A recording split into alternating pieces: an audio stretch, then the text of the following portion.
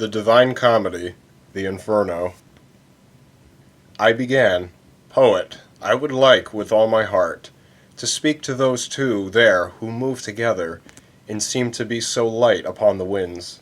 And you'll see when they are closer to us, if you entreat them by that love of theirs, that carries them along, they'll come to you. When the winds bent their course in our direction, I raised my voice to them, O wearied souls! Come, speak with us, if it be not forbidden. As doves, called by desire to return to their sweet nest with wings raised high and poised, float downward through the air, guided by will. So these two left the flock where Dido is, and came toward us through the malignant air. Such was the tender power of my call. O living creature, gracious and so kind, who makes your way here through this dingy air, to visit us who stained the world with blood. If we could claim as friend the King of Kings, we would beseech him that he grant you peace, you who show pity for our atrocious plight. Whatever pleases you to hear or speak, we will hear, and we will speak about with you, as long as the wind, here where we are, is silent. The place where I was born lies on the shore, where the river Po, with its attendant streams, descends to seek its final resting place. Love, quick to kindle in the gentle heart, seized this one for the beauty of my body, torn from me, how it happened still offends me. Love, that excuses no unloved from loving, seized me so strongly with delight in him, that, as you see, he never leaves my side. Love led us straight to sudden death together. Kaina waits the one who quenched our lives. These were the words that came from them to us. When those offended souls had told their story, I bowed my head and kept it bowed until the poet said, What are you thinking of? When finally I spoke, I sighed, Alas, all those sweet thoughts, and oh, how much desiring, brought these two down into this agony. And then I turned to them and tried to speak. I said, Francesca, the torment that you suffer brings painful tears of pity to my eyes. But tell me, in that time of your sweet sighing, how and by what signs did love allow you to recognize your dubious desires? And she to me, There is no greater pain than to remember in our present grief past happiness, as well your teacher knows. But if your great desire is to learn the very root of such a love as ours, I shall tell you, but in words flowing tears. One day we read, to pass the time away, of Lancelot, of how he fell in love. We were alone, innocent of suspicion. Time and again our eyes were brought together. By the book we read, our faces flushed and paled. To the moment of one line alone we yielded. It was when we read about those longed-for lips, now being kissed by such a famous lover, that this one, who shall never leave my side, then kissed my mouth and trembled as he did. Our Galahad was the book, and he who wrote it. That day we read no further, and all the while, the one of the two spirits spoke these words, the other wept in such a way that pity blurred my senses. I swooned as though to die, and fell to hell's floor as a body, dead, falls. The Divine Comedy by Dante, the Inferno, Canto 5, lines 73 to 142. Welcome back to Clowd9 Writes Poetry, Episode 5. I suppose it's only fitting, being that I am doing Dante's Inferno at the moment as my game project, that I should actually do an episode on the Divine Comedy itself, because yes, it is a fully written work. It's a very long work, and like the journey of Dante the Pilgrim, reading the book is a journey. Like, I feel like it's like, oh no, what are you reading today? It's like, I'm in the second circle of hell at the moment. Thank you for asking. And that is where I am. I actually read further than where I was, and pretty soon I'm going to be entering unfamiliar territory in the book itself. I'm going to take a sip of my tea real quick.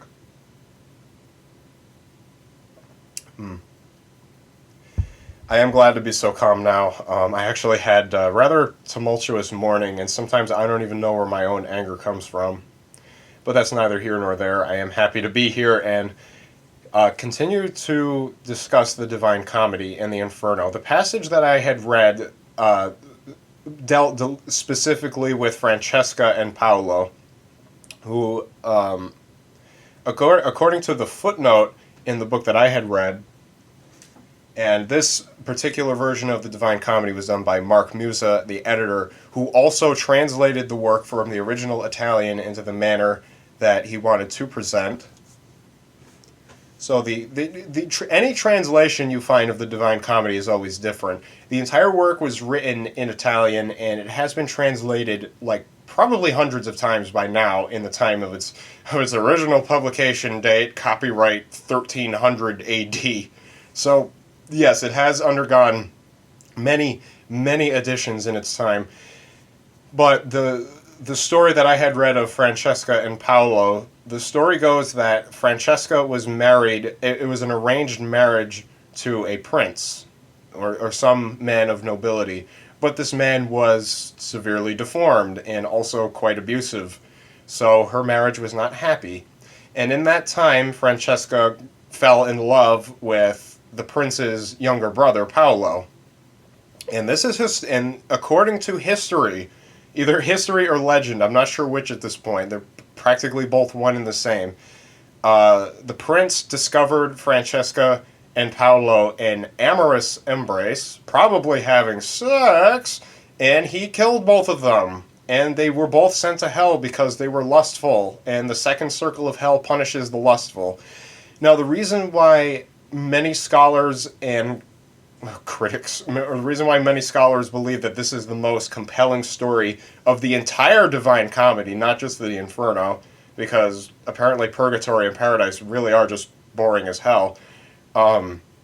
It reflects Dante, the author, and Dante the Pilgrim, who are basically one and the same, because he is guilty of lust. He considers himself guilty of lust. So the sin that brought Francesca and Paolo to hell reflects his own sin. It reflects his guilt, which is why he fell into a swoon as a dead body falls. As if you've been following my commentary of Dante's Inferno, the video game, that would be a familiar phrase because I've died many times in that game. But that was the Divine Comedy and an excerpt from it.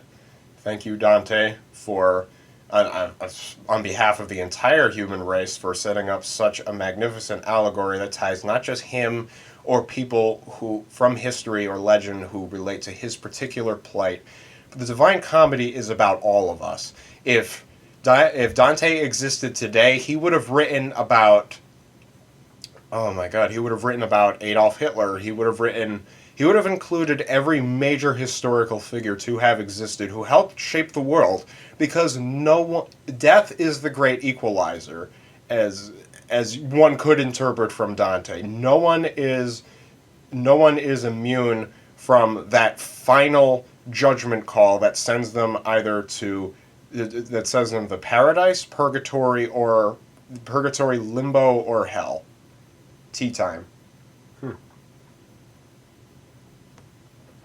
And I spilled some of my tea.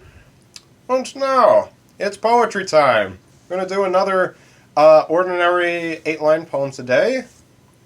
I wonder what I would like to write about today. Oh my goodness, what a weekend it has been. Father's Day weekend. And I was at work the entire time, so lots of fathers and their sons and daughters coming in, so I had a lot of opportunities to say, Happy Father's Day, sir. Happy Father's Day. Have a happy Father's Day. And actually, no, is it time that I reflected on that? There was one table that had left a Father's Day card behind, and I thought that it was very strange that they would forget that, yes, but it reminded me of just the nature of gift giving and the the impermanence of the act, I suppose. So really, let's make today's poem about gifts. Impermanent, the gifts we give.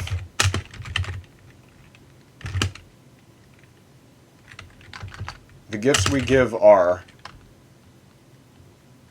Oh, might as well start with the gifts we give. The gifts we give. Impermanent, comma in between. A lost Father's Day card.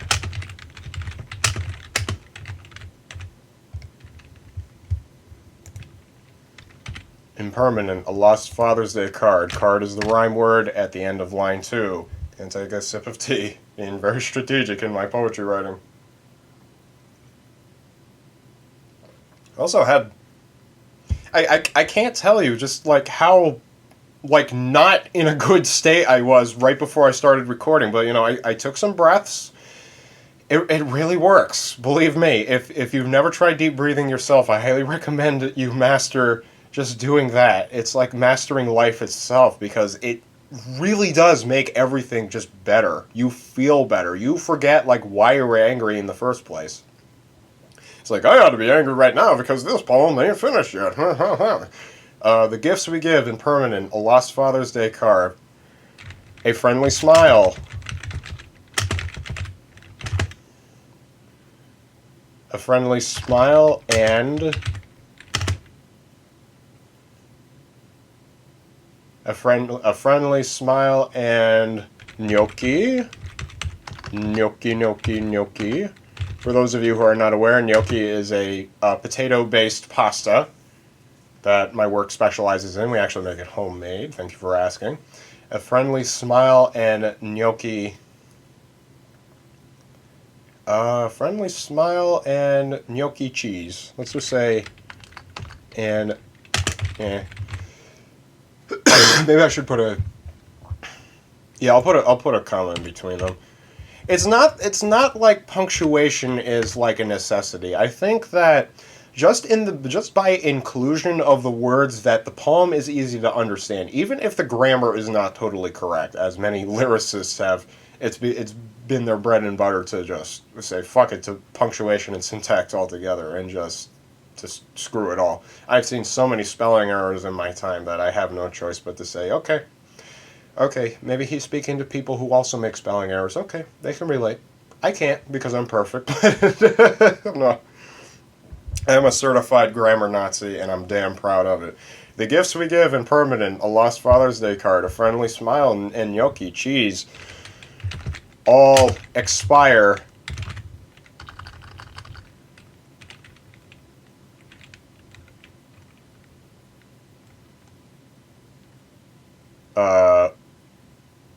No, you know what? I'm gonna make expire.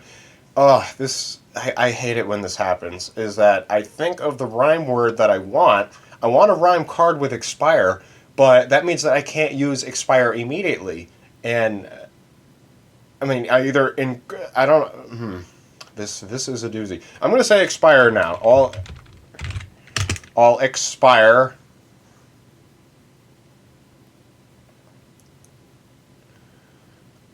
Okay, the gifts we give, impermanent, a lost Father's Day card, a friendly smile, and gnocchi cheese all expire.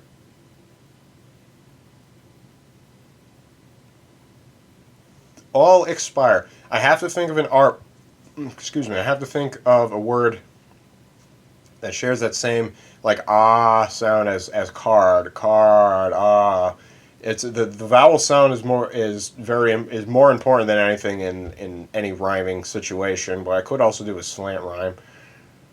I'm gonna say all eventually expire. All eventually expire.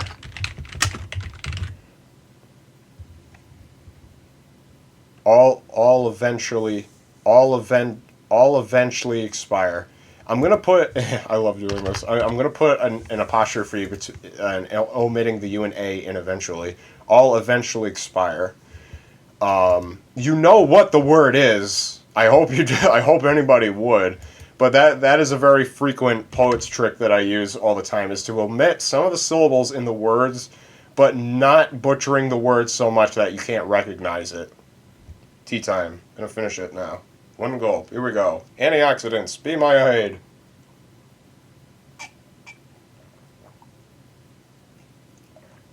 And they say it's not good. It's not particularly good to gulp your beverages. And you have to excuse the sounds that I occasionally make when I drink. Anyway, tea is done. This poem is not. The gifts we give impermanent, a lost Father's Day card, a friendly smile, and gnocchi cheese all eventually expire. The day renews. The day renews, a frequent gift.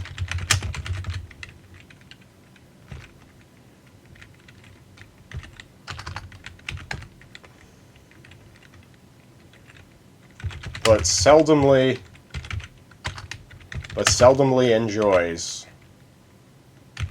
Why is it saying that seldomly is a spelling error? Yeah, damn right. You don't know how to spell it. It's telling the program is telling me that the way I spelled seldomly just now is wrong, but it doesn't give me the correct.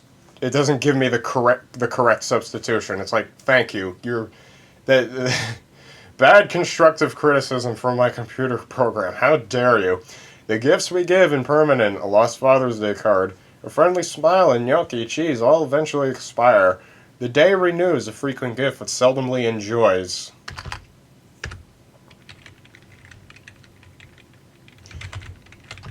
Enjoys a warm approbation. I love this word, approbation. It's a It kind of nominalizes the act. Nominalization is, well, what the word, just even the word nominalization does to make it easy to remember. Nominalization means that you're turning a verb into a noun, but the noun is the act of doing the verb, so you end it in ION. So, like approbation, realization, enunciation, pronunciation, execution, retaliation, not execute, retaliate, pronounce, enunciate. You're turning all those into acts, not verbs, and some people call that bad writing. I say, eventually you're going to nominalize.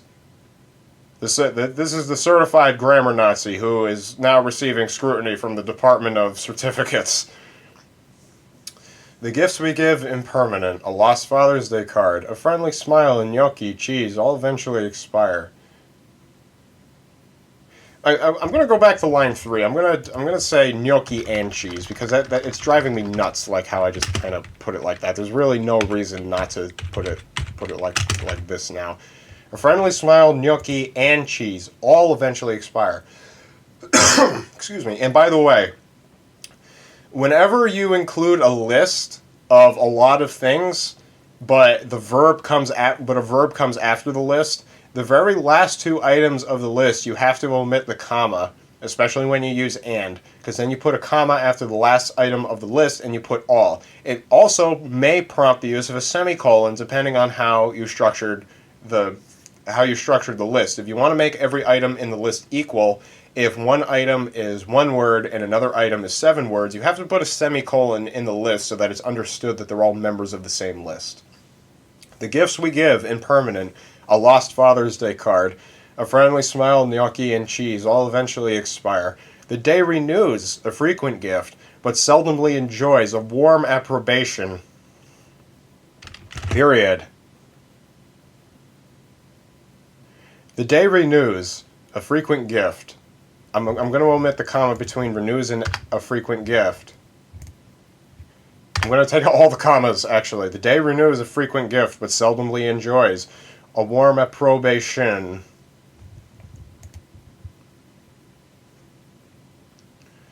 Day renews, a frequent gift, but seldomly enjoys a warm approbation.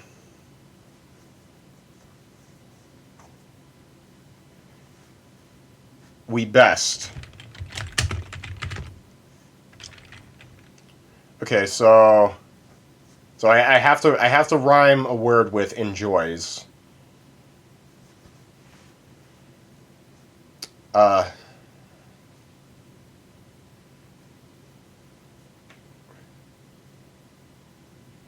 Acknowledge rapid toys.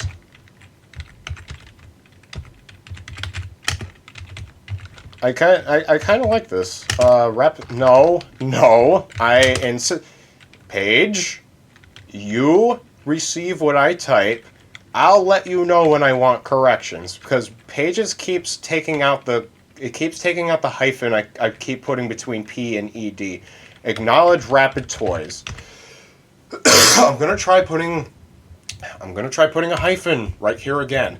Pages, don't screw with me. I am the writer. You are the typewriter. You do not correct me. I correct you. I like that rapid in line 8 sounds like rapid, RAPID, as in rapid, rapidly coming, quickly coming, repeatedly even. I think I do like this one. If there's one thing that I can say without ego, is that my endings often are the strongest parts of the poem, which they should be because every writer ought to make a strong ending and a strong beginning, and that does make the whole poem strong. Nothing should be filler or fluffernutter. Everything should be in purposefully, not just as a placeholder, so you have something to read while the writer gets to the more interesting parts. Anyway, here is the complete poem for today, start to finish. The gifts we give, impermanent, a lost Father's Day card, a friendly smile, gnocchi, and cheese, all eventually expire. The day renews a frequent gift, but seldomly enjoys a warm approbation. We best acknowledge rapid toys. I think that this poem has succeeded in its purpose, because part of gift giving is also when we receive gifts, and I learned this when I tried cleaning out all my stuff recently, all the stuff that I didn't want or need or didn't have any real purpose, is that gifts have an expiration date in a way. There's a time when the gift is most important, and that's usually when you first receive it. However, after a period, the gift ceases to be that, a gift, something to acknowledge or to celebrate or to thank. The thanks are received, the congratulations are received at the moment, but after that moment, the gift ceases to do those things, and sometimes we hang on to them needlessly. So a lot of experts say that when you're cleaning out your closet or you're cleaning out stuff that you don't want, don't feel obligated to hang on to gifts, especially like cards or even just baubles and doohickeys that we all receive for Christmas or birthdays, because those gifts already have served their purpose. And after the gift has served its purpose, we can let them go. And besides, we don't usually go after our friends to say, "Oh, did you use that thing?" No, no, you don't use it? Oh, that's a shame. And that's life. Literature is life. That's why I love that I can write a poem that can make, or rather repeat an observation that I have made repeatedly. I have a missed call on my cell phone and somebody's trying to call me again, so that's my cue to wrap this up. This has been Cloud9 Writes Poetry, Episode 5, featuring Dante, our great master poet. And next week, Friday, I will have, I think I'll try including some more music lyrics, perhaps from, you know what? I'm gonna make a point to try Jim Morrison. Jim Morrison deserves as much attention as I have given my other literary idols growing up, Maynard James Keenan and Serge Tankian. All three, including Jim Morrison, they all deserve some kind of recognition, and I will find a worthy piece from Jim Morrison and Mr. Mojo Rising himself. Until then, thank you all so much for listening in, and I will see you all next week.